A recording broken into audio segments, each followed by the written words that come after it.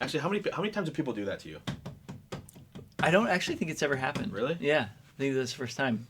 Well, but I love getting like when people send me the memes or whatever. Oh, the videos that go, the guys like, you seen those videos? Yeah, I love them. There was one that they like pet each other on the back, yeah, or whatever. Yeah. There was this one I saw where this guy like enters a room, or like it's like a gorilla smashes a guitar. Have you seen that one? Yeah. There's like it's like a kind of absurd situation, or like things go from. Is it in a bathroom? There's like one in a bath. Yeah, yeah.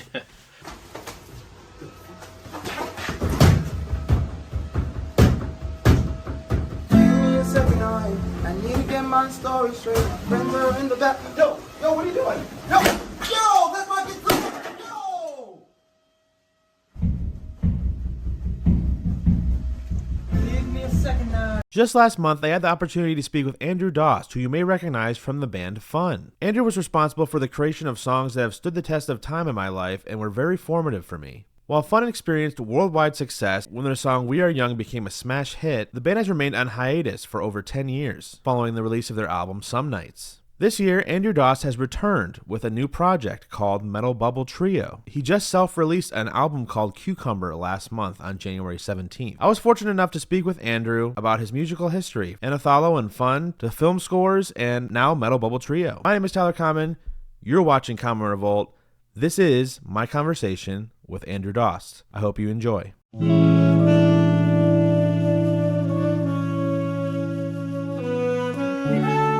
Yeah, it started, I watched this video of a little girl playing guitar, Mew Mew Guitar Girl. She's like 4 years old. I wish you blue bars in the spring. These beautiful complex chords that just were so soothing to my spirit. And I was like, what is it that is in this music and in like bossa nova that is like so deeply soothing to me? I need to know how to do that. So I started taking just online lessons and learning like, oh, that's what this chord is, and that's how to play Waters of March or whatever.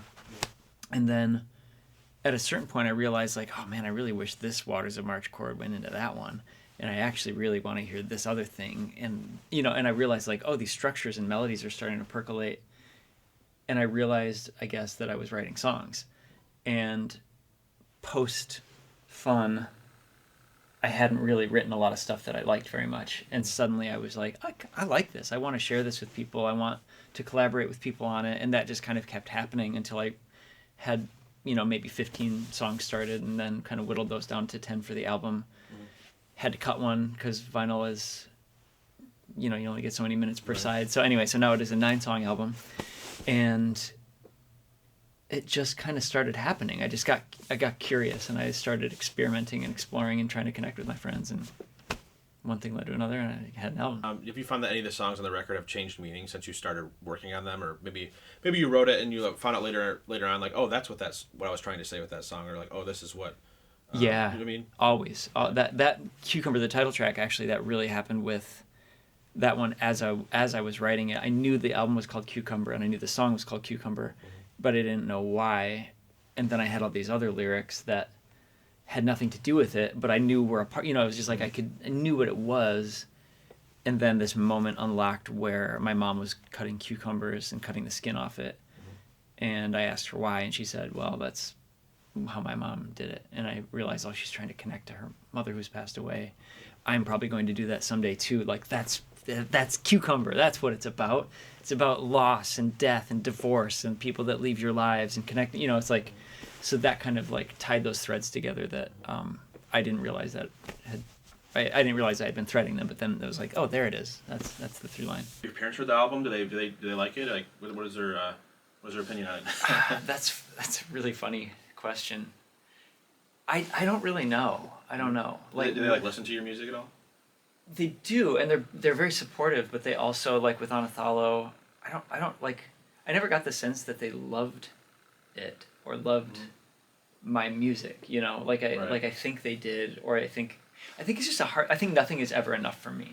Like if my parents are like, good job, I'm like, why don't you hate me? Why isn't it a great job? Why, it's like, I don't know what I expect out of anyone, but I know that it never feels like anybody likes me. That's all I can say about that. and you said with post Fun, you didn't really write a lot of stuff between then and now. I guess you kind of talked about the video that kind of inspired you to want to make this new style of music. I guess was there any specific reason that you didn't really pick up music that you liked for a while, or was it just kind of like a writer's block, or like what was the process of connecting, like the bridge between no music and now there is music? Yeah. Well, I think fun did a number on me in many ways, in terms of like, started out kind of like scrappy indie DIY whatever. Never really expected kind of much to happen musically. I kind of thought like, I'll grind it out. I'll play coffee houses until I'm 80 years old, and if I survive that long, then cool. And then all of a sudden, platinum albums and Grammys, and still, I'm just like, Right. like, great. All my wildest dreams have come true. And then the crash down from that into band disintegrates, divorce, whatever, trying to write songs and being like, well, this isn't a number one hit, so it's trash. And trying to then write pop songs that could be a number, and then you're just like, but it's coming from an impure place, and I'm not that good at that anyway. I just kind of got lucky. And, all these things swirl in your head about like your own value as an artist and your own process and your own identity. And so a lot of that was just like, well, then fuck it. I'm just gonna go walk my dog. And all the songs I was writing just felt terrible, impure, bad, boring. Yeah, just like, what do I have to even sing about? I don't know, and like, who am I without my friends? And part of this like rebirth of suddenly there was music was like admitting that I need friends and I need collaborators and I need to be making music not like in a vacuum. I need to be sharing stuff and sharing moments and having a community and having fun with it, for lack of a better word. Like, I need to enjoy the process and not be so tied to a result or an expectation of like, well, if people don't buy it, then it's worthless. Like, that's not true. Like, the value is in kind of the process and the experience of making it. So I think it's also about like, if you're not writing for yourself or like writing something that means something to you, then why write at all? Absolutely. Yeah. Who is it for? Like some imagined person that is going to have an imaginary judgment on it. Right. And yeah, the only barometer we have is like, do we like it? Do we think it's good? I think Metal Bubble Trio is also like a more Googleable name, more searchable name. Fortunately, it is. Yeah. That way you can, whenever you're like having a conversation, I said fun, I said the word again. It's just a very usable word. Yeah, and I it's a word that I use a lot too. And yeah, and you're like, fuck. Yeah, I'm like, God damn, I didn't mean to do that. Yeah.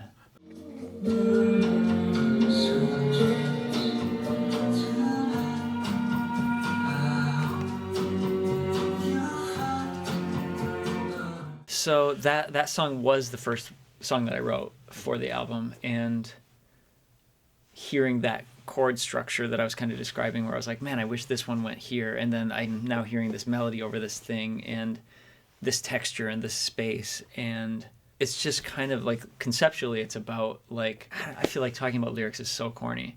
like it is the corniest lyrical song on the album.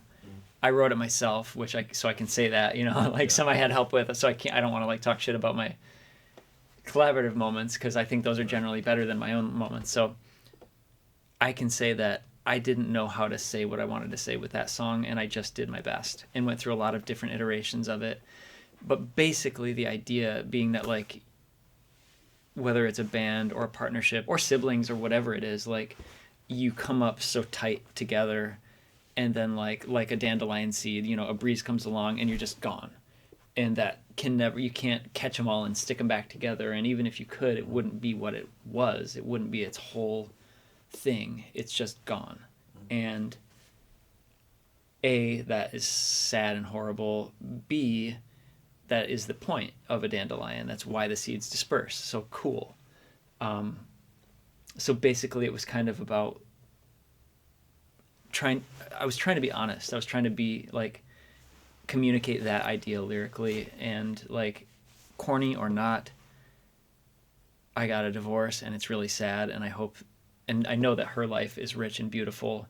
I hope that mine is, and I hope we can just be our own little plants and continue to spread love and joy and peace and harmony into the world, I think you're a little harsh on yourself, because I think that's a way more beautiful meaning than I had interpreted myself. It makes the song like deeper, I think that that's it's part of the human experience, because you get older, like things change, like nothing is ever the same as it used to be. It's really not. Yeah. As silly as it sounds, that's why nostalgia is such a huge thing in every aspect of human culture, especially in 2025 and 2024. Yeah, there's this like imagined past that is a lot better than the present, and maybe it actually was. Yeah. Maybe it wasn't. Maybe it just seems that way because we remember the better things. But yeah, I mean, emo night's a thing for a reason.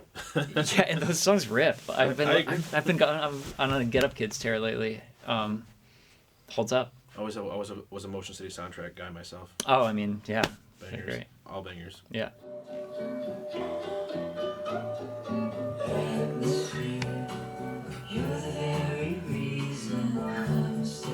Jeff, I had a dinner with this guy named Jeff. A lot of people around at this dinner, but Jeff and I just really connected. Like maybe 65 years old, gardener, talked about life, love, plants. One of those things where it's like you meet somebody and you immediately, I just felt a close kinship with him. I wanted to get a citrus tree for my house. And so the next day was like, I'm going to call Jeff. Like, I got Jeff's number now. I'm going to give him a ring, see what's up.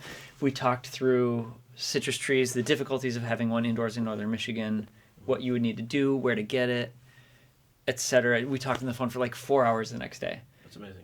Amazing. What kind of citrus tree was it? I wanted an orange tree or a lemon tree. Didn't end up getting either of them. My next door neighbor has a lemon tree. Really? Yeah. Indoors? In Hazel Park, yeah. Sweet. Okay. Does it fruit? Yeah, he gives us lemons for drinks all the time. You should hit him up. He's really cool. Do you know how big the tree is? No, he's got like a Florida room in the back of his house. So why say car? In the back of his car. He's got a lemon tree in the trunk? Yeah, no, I think it's fairly decent size. I've never been inside that part of his house to see it, so I should probably get a picture of it and show you. I'm curious. Yeah. Anyway, a couple days later, maybe not a couple days. I remember it as a couple days, but maybe it was a month, whatever. Jeff had passed away, was found dead in his house, and I think his neighbor maybe found him, and it just really hit me hard for whatever reason. It wasn't like he became a huge part of my life or whatever. We only had those kind of 2 moments together, but enough of a deep impact that like I was like, that means something to me and hurts more than it. I was surprised how much it hurt, And so I wrote that song about Jeff. And musically, it was kind of inspired by that band Woo. I really like Woo. And it kind of was an accident musically in terms of like, I ran like a Juno through a Space Echo and then kind of inverted some things and kind of like, the chords are very simple. It was just like, I think a D into a G or something. But then like phasing them and flipping them and stuff, it kind of was like, oh, here's something that's surprising and interesting to me rather than just my dumb meathead keyboard playing that I usually do.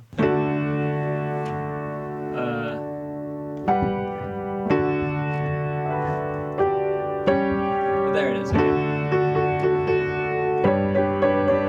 But then to like run that through some filters and stuff made it kind of interesting to me. So that's Jeff. And then weirdly, about a year after that, another friend of mine named Jeff died. And then weirdly, another guy I know named Jeff a couple days ago died. So weirdly, these Jeffs keep dying. So if only it was Jeff Bezos. Oh, God. No comments on that. Yeah. Yeah, Trump's coming for you now. Oh, boy. He's on his way. God. That's, I think, like, back into it's like a cathartic sort of record for you. Any record any that you make is a cathartic experience, but hearing the meaning behind even just the first 2 songs, it's like it goes way more deeper than anyone would hear on the surface. Yeah, and I think that's part of why it worked for me to make it and not hate it, was because it's more honest and more rooted in emotion than I was. There's something to say. So yeah, I kind of did. I finally did again, and I think I thought as like some like middle-aged white dude in northern Michigan who gives a shit. I don't even give a shit. So why make anything? And then finally realizing like, oh, like the human experience, it goes beyond that, race or age or socioeconomic shit or whatever it is, that like we all have something to say, we all feel things deeply, here's the way I feel things and what I'm feeling and what I've been through, and maybe that connects on some level to something else. I don't know.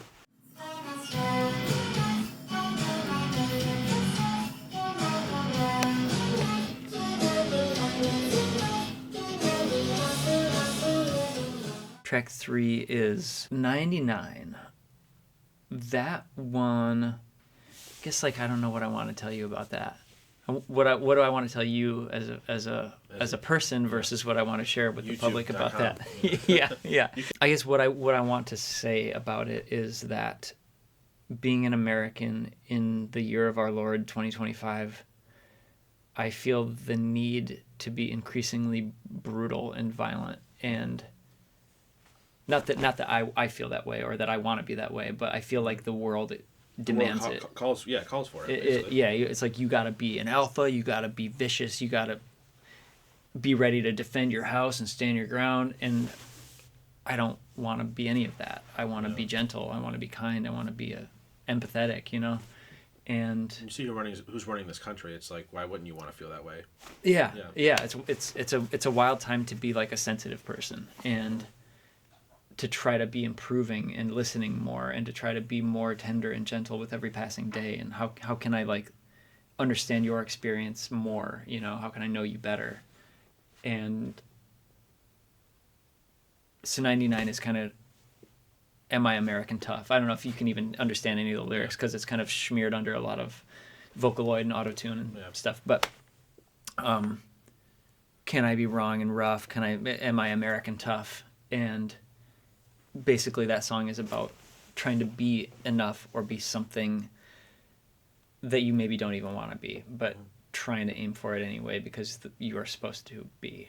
And then whiplashing from that into trying to be more tender and more loving.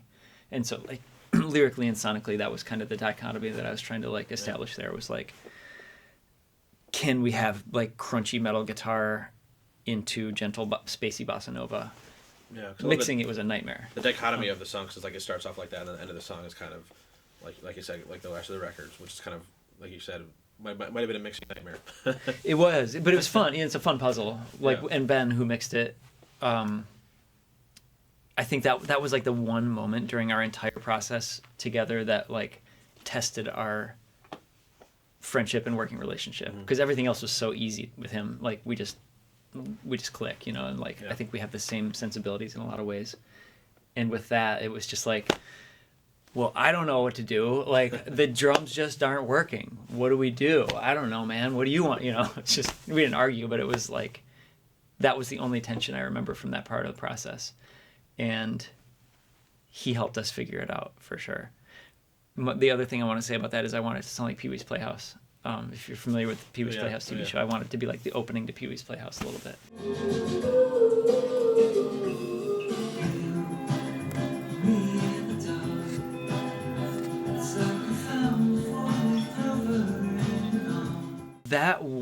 That was an interesting one to write, because like I could hear the roadmap, and I knew the vibe. I knew it, and I could tell as I was playing it when it wasn't right. And then so like you're playing it and you're like, no, it's still not there. But I have like not hundreds. I have probably 15 voice notes of different iterations of it, being like trying to fumble through it, because occasionally I would get there, and I would want to make sure I had recorded it, and then I would go back and listen to that and catch it. And it was funny. It was kind of like trying to like make a sculpture where it was like chipping away something, and you're like, I know there's like a dolphin in this rock, and I just have to chip away all the parts that aren't dolphin.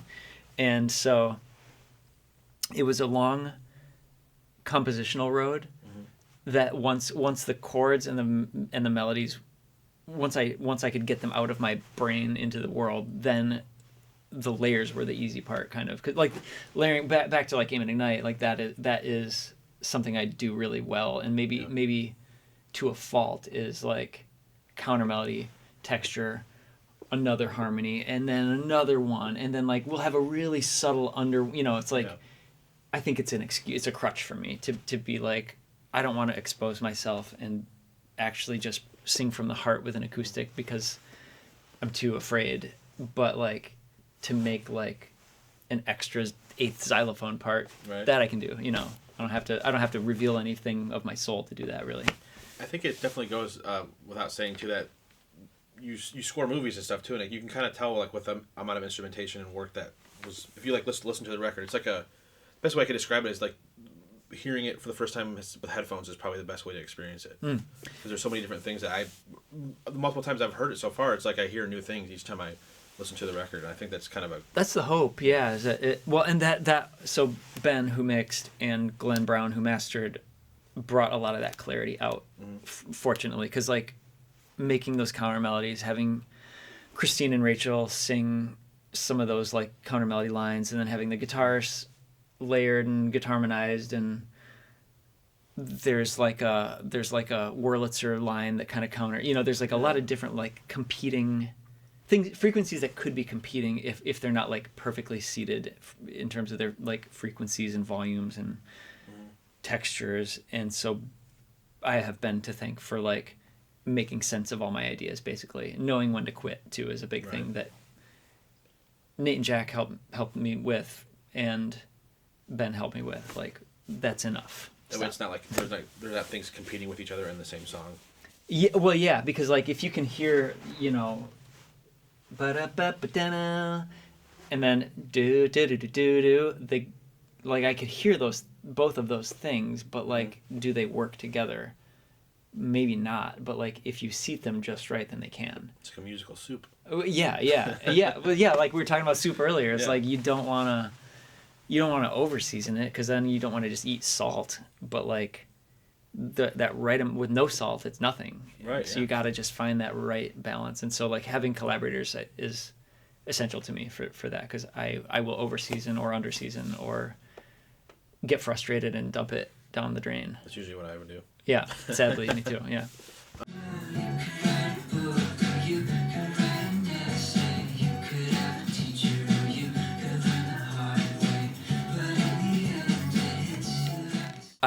I wanted to release that one first because it felt like the most Metal Bubble Trio song. Like, kind of Stereo Lab-y, kind of bossa nova, kind of spacey. It had a little bit of a life and a bounce to it, so I didn't want to release something like super downer first. You know, It's got like a little smirk to it or something. Wrote that walking up a hill with my dog. Wrote it kind of as a duet, so I looped in Christine Huckle from Woman Believer. And then the way that she approached it was not in a duet form. She like helped me like lyrically and structurally map out the ideas, and so that was kind of a surprising thing. Like I thought I was asking for this, but the artist, the amazing artist that she is, took it in her own direction. And then so then we had something, you know, I thought. And then it wasn't quite done lyrically.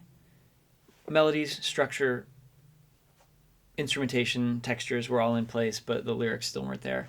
So then Christine and I were in Toledo with Ben mixing, which ended up kind of being a reverse production thing.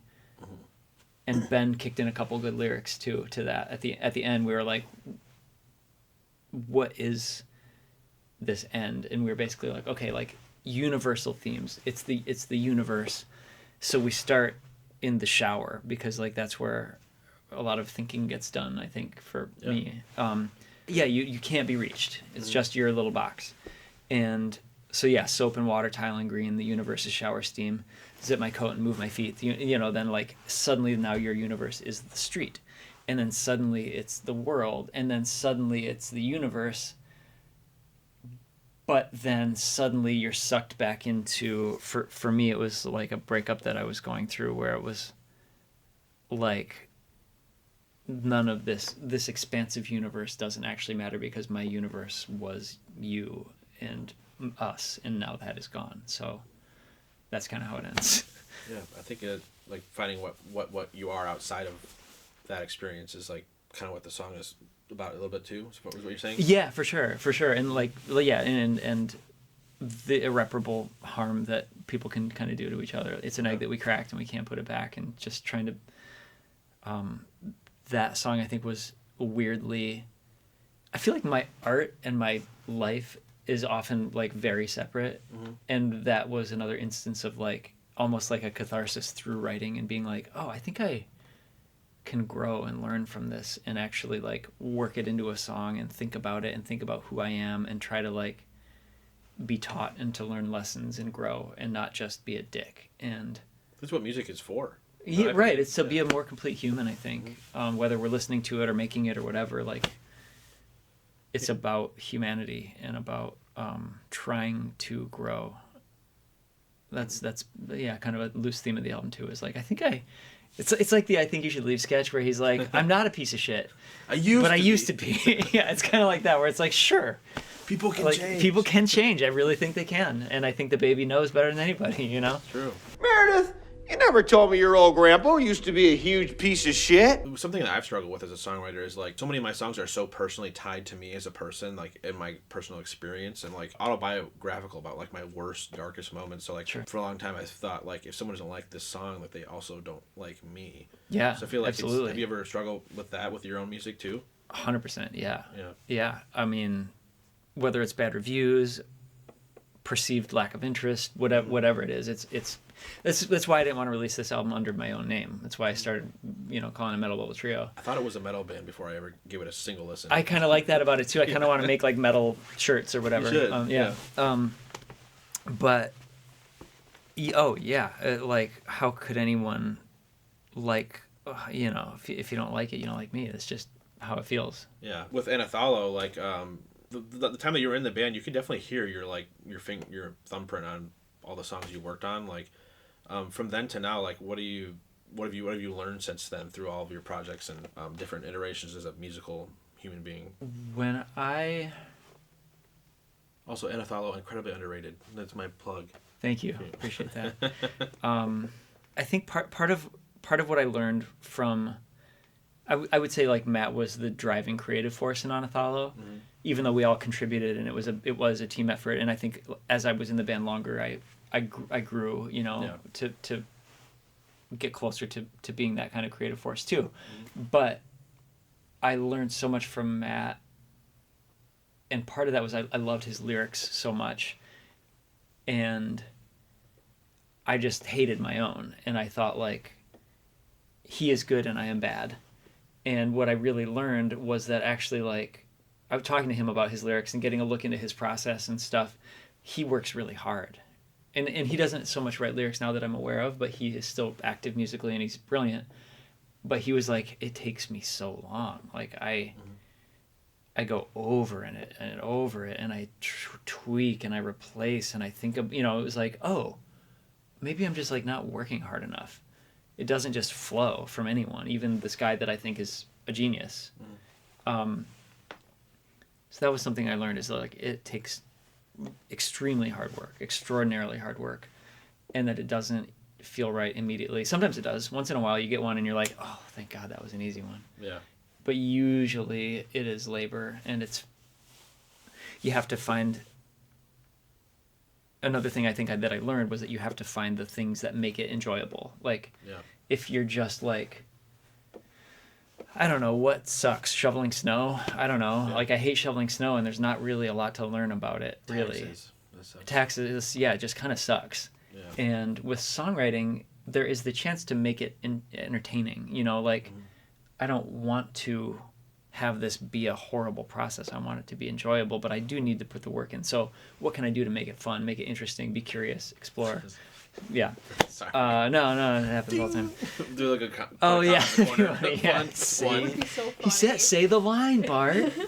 So I think that those are things I've learned, and I think I've also learned that, like, it's about the process and about the community and the collaboration. Like, it's not Justin Vernon in a cabin alone writing a great album, as much as I wish I could do that, and probably I admire him. But it's just his process. We all have different processes, and mine generally I like it better when I'm doing it with my friends and sharing it. But so like collaboration, hard work, patience. Your network is your net worth. Amen. Yeah. Post that on LinkedIn. Yeah. Everybody. Sorry. Yeah, I wanted a breath And a lot of the album was influenced by bossa nova, by Ethiopian jazz, by break beats, and like there are a lot of different threads that I kind of wanted to tie together, and that one is almost a pure homage or attempt at this gentle morning drinking your tea jazz kind of moment. Like I just wanted it to be. I knew I wanted an instrumental track, and then I think it fits really nicely. Yeah, I think it works. I think you need a breath there. When you flip the album, the vinyl, it is the first track on side B. Oh, nice. So it's kind of a gentle introduction to the second side. I like that you think about that when you're making the record, because I don't think a lot of artists really think that way, at least from my perspective. Yeah, always have. Yeah. That's because that's how I listen to music. Is the journey, the highs and the lows, and whatever. So like, that was a fun thing, and I am using that in the band sense. Like, I didn't even write. Yeah, we very much were like, we open with Be Calm, this instrumental cinematic thing. Then we get into the song. We bend the synth to flow into Benson Hedge. It was like, every part of it was conceived as an album. All the Pretty Girls sounds like a Beach Boys song. If the Beach Boys were good. Oh, I love the Beach Boys. I didn't know. I was throwing shade. Yeah. Brian Wilson's definitely going to click on it. You're just trying to get clicks, yeah. You get it. Clickbait. Right. Yeah. He hates the Beach Boys. Click here. Yeah. Doctors hate it. Yeah. Whatever, yeah. So baby, what you holding on to? It's not me, it's you. So I had the instrumental fully built. Didn't know what to do with it melodically, which is weird because I think in terms of melody generally. Like I hear melodies. I love to write melodies. Lyrics are harder, but the melodic end of things is pretty easy. Or whatever. I don't mean to be like, it's just easy. It's just easy for me. Whatever. It's not easy, but I like it. It's easy if it makes it feels right. Yeah. It can be easy. It can be fun. Whatever. So I didn't have a melody for that. I had melodic horn line ideas and melodic guitar runs, and there was melody there, but there wasn't a vocal melody to drive up what I was hearing as a pop song. So I passed it to Matt from Antonoff, singer who I've been talking about, thinking like Matt's a great melody writer, he's a great singer, he can help me get this song across the finish line. So he had been working with the Mind and passed it to the Mind and was like, do you have any ideas for this? And Zig, the Mind, took it and built all those melodies and lyrics and concepts. And essentially, so then they recorded it and essentially sent me back what you hear, like a lot of those counter melodies and stuff. I ended up going in and singing along with him for some of them, but basically he did that, to my instrumental. It reminded me a little bit of Stars, actually, like the way that the vocal processing, like the whole all of it. It's just really I could hear that. There's a bit of that beat driven. Because I can hear your influences from parts of every project you've been in on this record, which is one of the reasons why I like it so much. Interesting. That was the Some Nights part. Well, I mean that's kind of part of the hope here is that if you liked fun, there are things that I did, your influence on obviously the band was very palpable to me. So I hope. I mean, I can hear it. I can be like, but I mean, of course, I was there for it, so I know that was me, that was Jack, that was Nate, and here's how that happened. Yeah. So I don't have to see it, but I get the sense you do. Yeah. So Disconnect. I saw Ben who mixed his band. Played Harvest Gathering, Heavy Color, and they did a Caetano Veloso cover, and I was just mesmerized and was like, whatever that feeling was that they were able to conjure on stage, I want to do that. Mm-hmm. So what is my version of that? What is the Metal Bubble Trio version of that? And so that turned into Disconnect. I had some really loose lyrical concepts, but my friend Chris, who co-wrote Jeff, Disconnect, and Cucumber with me, he's awesome. I gave him I gave him what I had for that, and he filled in the gaps. And he's such a master at taking these melodic shapes and putting lyrics to them that, to my ear at least, I'm like, you get it perfectly. That's exactly what I wanted this song to be. So Disconnect had a couple of those where I was like, thank you, Chris, because I didn't know how to say that. If we could be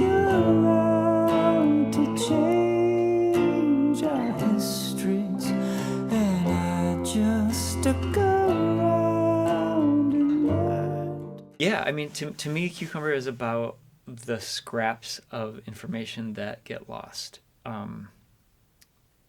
It's about being removed from a previous life in a number of different ways. Like one thing that I think about all the time is like there was a restaurant that I went to with someone I was seeing in New York, and I really want to remember what that restaurant was. New York Slice. Yeah, it was a Sbarro. well, yeah, and I can't ask her because it would feel weird. Yeah. I don't have contact with her. She lives in Michigan, and it just would be weird. We don't have a friendship. Right. And that is weird to me. I wish we did have a friendship. I care about her, you know? And some jokes are had with people that have died, and I'm just like my second buddy, Jeff, that I was talking about that died, like, man, I would love to call Jeff and just like bullshit because I miss him, you know? Yeah.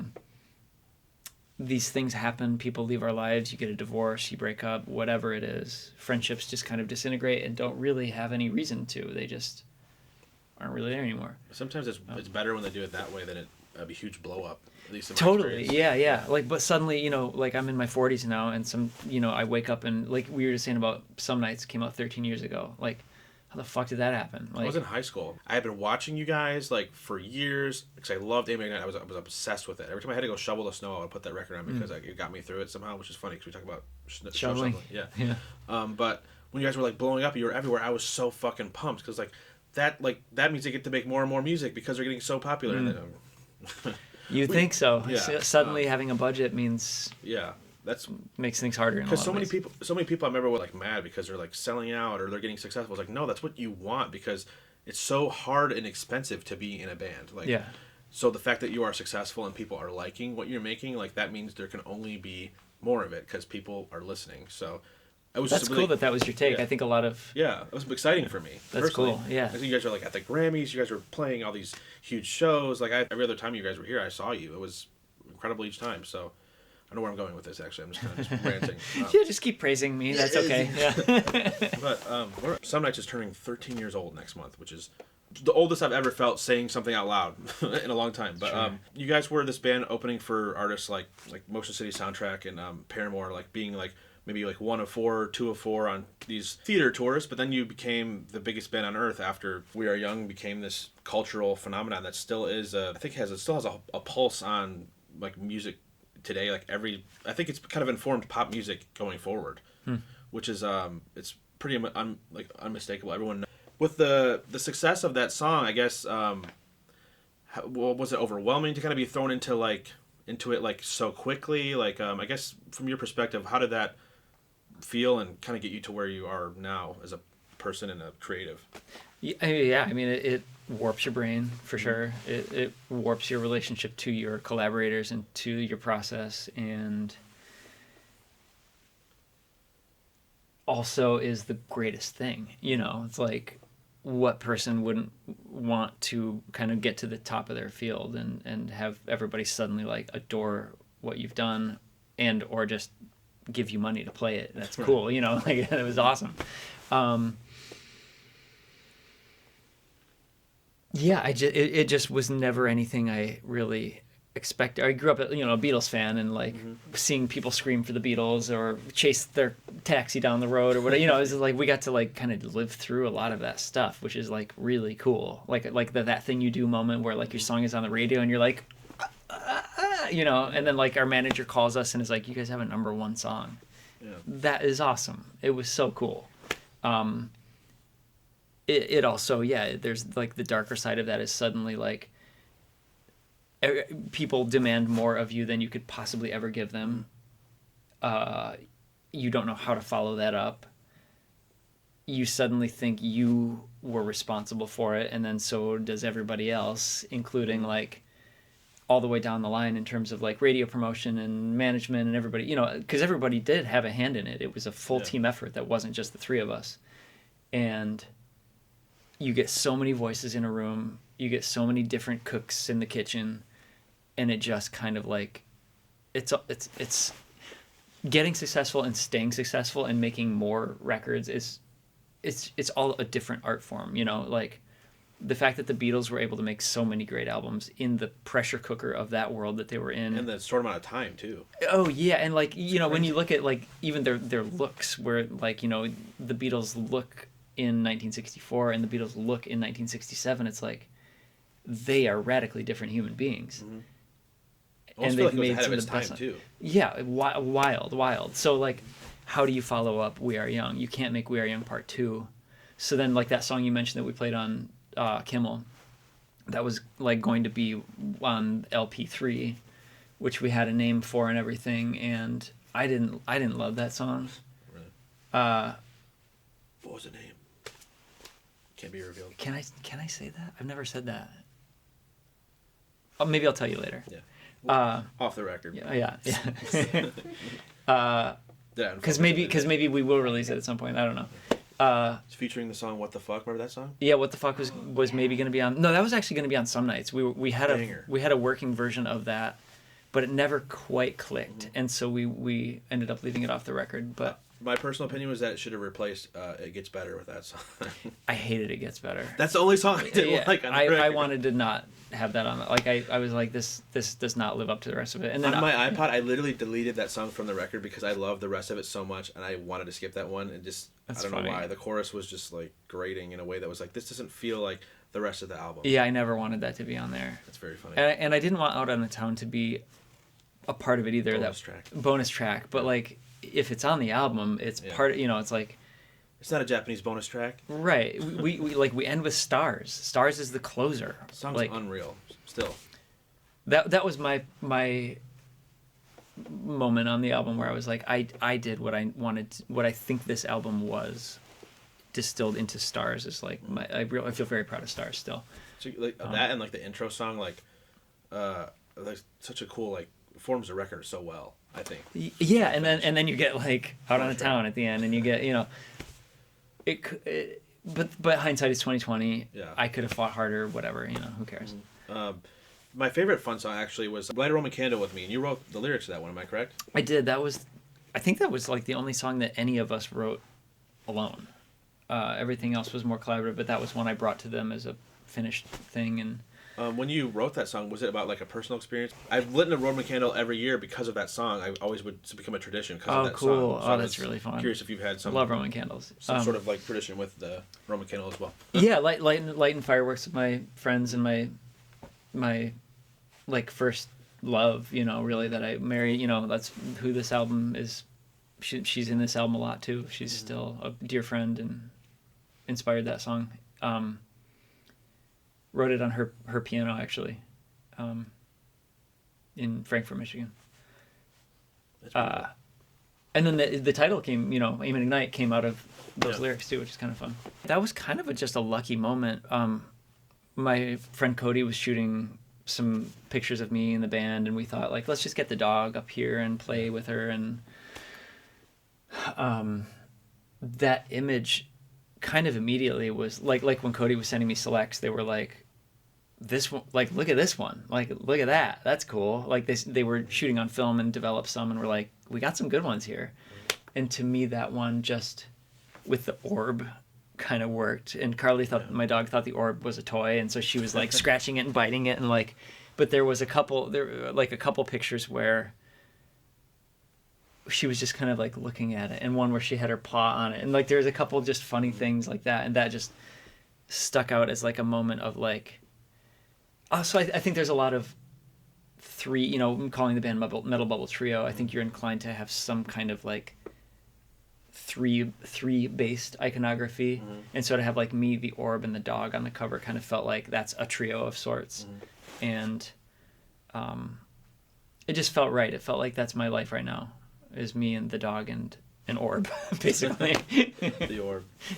Hi, I'm Andrew Dost from Metal Bubble Trio, and you're watching Common Revolt. Thanks for watching my conversation with Andrew Dost. Cucumber, the album from Metal Bubble Trio, is available now on all streaming services and on vinyl, directly from the band themselves. Stay tuned for an additional video where I have Andrew taste test different flavors of Mountain Dew and compare them to different songs and albums in his discography. My name is Tyler Common. This is Common Revolt. We'll see you next time.